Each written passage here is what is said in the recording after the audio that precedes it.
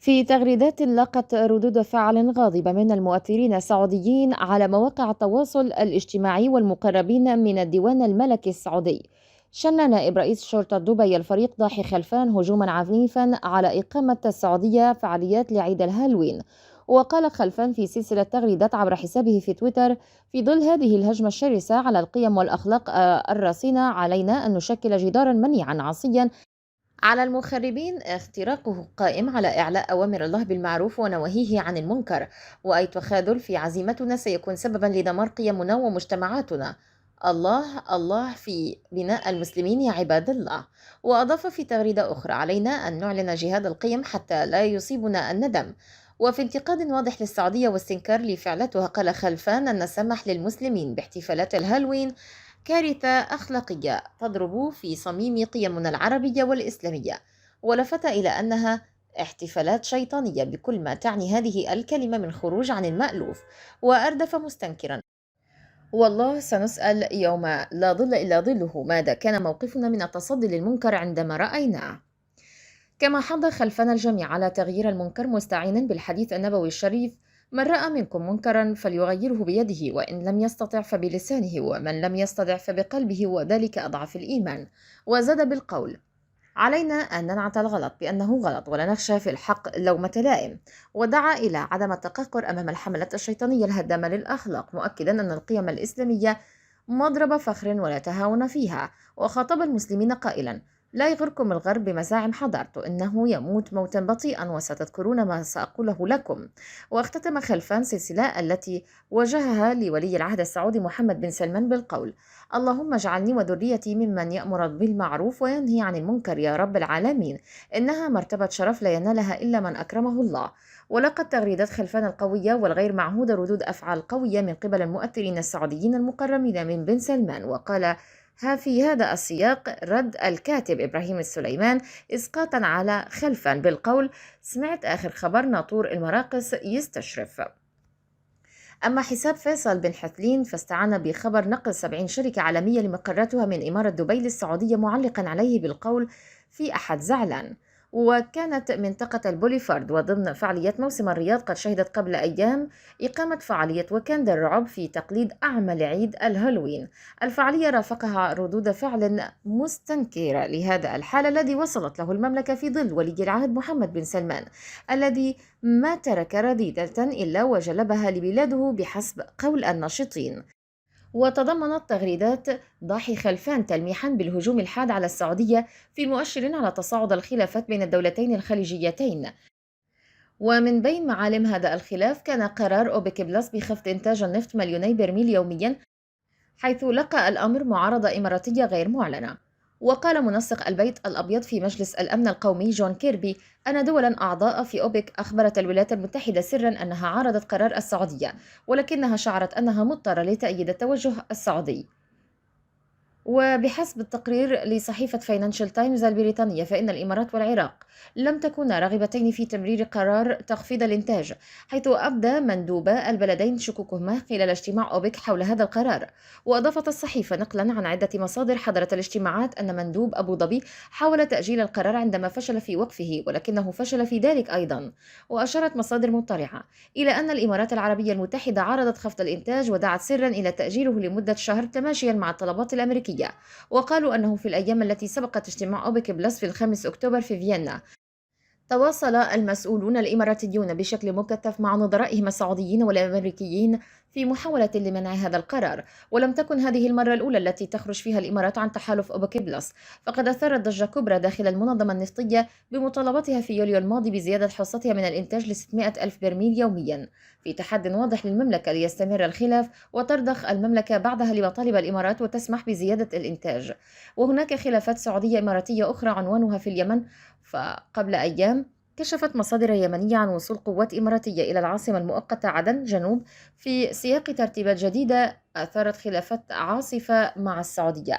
وقال مسؤولان حكوميان أن حكومة أبو ظبي دفعت مؤخرا بقوة تتألف من مئات الضباط والجنود إلى مدينة عدن على الرغم من إعلانها في يوليو 2019 الانسحاب من اليمن.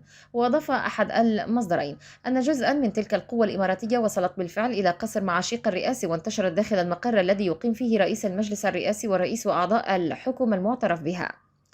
وأشار المصدر إلى أن القوة الإماراتية قامت أيضا باستلام الإشراف والحماية الأمنية للقصر الرئاسي من القوات الانفصالية التابعة للمجلس الانتقالي المدعوم من أبو ظبي ومنها الحواجز الأمنية. كما دخلت القوات عددا من المباني السكنية التي كان يسكنها بعض المسؤولين الحكوميين في القصر الذي يقع في منطقة حقات بمدينة كريتر جنوب عدن، كما أنها طلبت إخلاء مبان أخرى. وشهد الملف اليمني الكثير من المؤامرات والخيانات الإماراتية، مرورا بتشكيل المجلس الانتقالي الذي كان خنجرا في ظهر تحالف الشرعية ثم استيلاؤه على سقراطة بمواردها الغنية وموقعها الاستراتيجي، ثم انسحابه عسكريا من اليمن في العام 2019 تركة الحليف السعودي يواجه الحرب لوحده.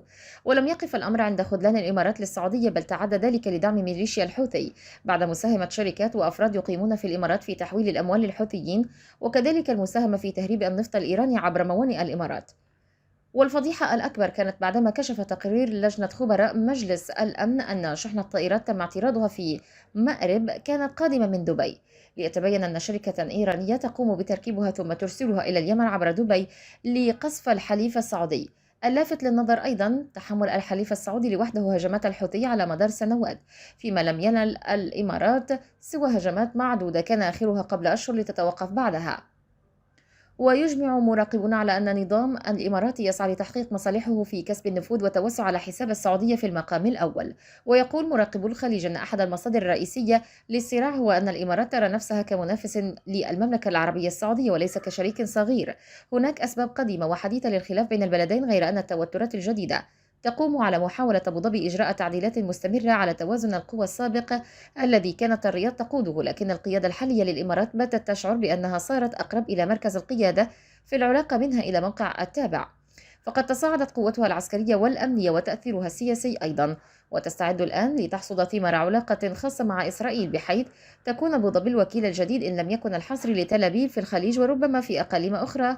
وكما أوضحت تقارير سابقة أن الرياض بدأت تشعر بالاختناق الاقتصادي والسياسي من منافستها الإقليمية أبو ظبي، وهو ما يشكل تهديدا وجوديا للنسبة للقيادة السعودية. بالنسبة للديوان الملكي السعودي فإن هذه المخاوف قد تبدو وجودية، حيث يعتمد بقاء النظام الملكي على قدرته على تأمين الاستقرار الاقتصادي والسياسي للأمة.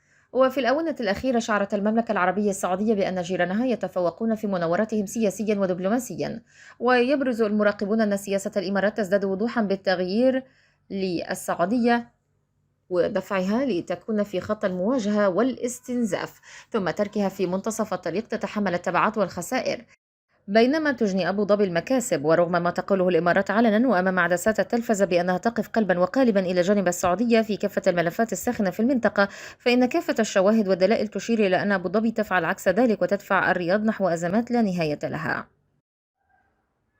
ومحاولات رئيس الإمارات وحاكم أبو ظبي محمد بن زايد لضرب المملكة وإضعافها باتت بارزة لدلائلها الواضحة وشواهدها كثيرة يراها المتابع العادي قبل المحلل السياسي. وعلى مدار سنوات أكدت مواقف الإمارات المتعددة أن سياستها تهدف لإضعاف المملكة وتهميشها وعزلها عن محيطها العربي والإقليمي.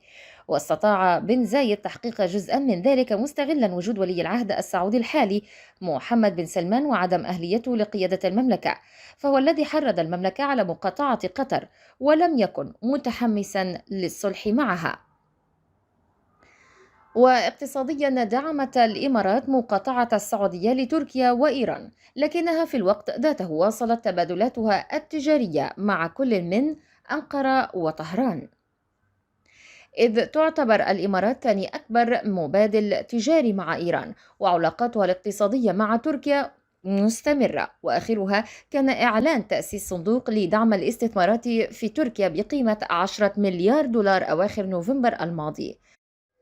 الإعلام الإماراتي شارك هو الآخر في حملات الانتقاص من المملكة وتشويهها في أكثر من مناسبة، بينما تكافل المغردون الإماراتيون المقربون من دائرة القرار فضلا عن المرتزقة والذباب بالإساءة للمملكة باللمز والهمز والتلميح والتصريح، والأمثلة أكثر من أن تعد وتحصى.